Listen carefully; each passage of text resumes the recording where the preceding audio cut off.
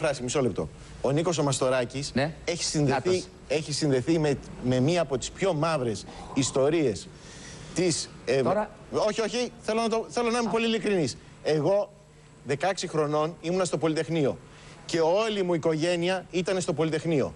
Ο Νίκος ο Μαστοράκης έχει συνδεθεί με την πιο μαύρη ιστορία και της δημοκρατίας και της τηλεόρασης. Λοιπόν, πήρε βασανισμένα παιδιά και τα εκβίασε να μιλήσουν μπροστά στην κάμερα υπέρ της Χούντας.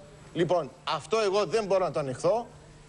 Συνέχισε, Γιώργο μου, δεν είναι προσβολή προς εσένα, είναι απάντηση προς τον κύριο Μαστοράκη. Δεν μπορεί ο κύριος Μαστοράκης, ο υπηρέτης της Χούντας, να γίνει τιμητής της δημοκρατίας και κριτής της δημοκρατίας. Εγώ δεν θα του ζητήσω να σχολιάσει πολιτικούς. Εγώ θα του ζητήσω μου επιτρέπεις πάρα πολύ, αλλά εγώ δεν μπορώ να κάθομαι με αυτούς που όταν ήμουν 16 χρονών. Όταν ήμουν 16 χρονών και είχα ο ξάδερφός μου, ο συνονόματός μου, ήταν ιστορικός τέλεχος του φοιτητικού κινήματος και τον κυνηγούσανε και τρώγε ξύλο στην ασφάλεια. Και μιας που αναφέρθηκε σε αυτά, και εγώ 7 χρόνια δεν είχα τον πατέρα μου. Δεν σημαίνει ότι δεν απειλήσω στον Νίκο το Μαστοράκη. 7 χρόνια έκανα από τον πατέρα μου. Υπάρχει ένα θέμα δημοκρατίας και ένα θέμα ορίου. Καλημέρα, κύριε Μαστοράκη. Σε ευχαριστώ πάρα πολύ για την πρόσκληση.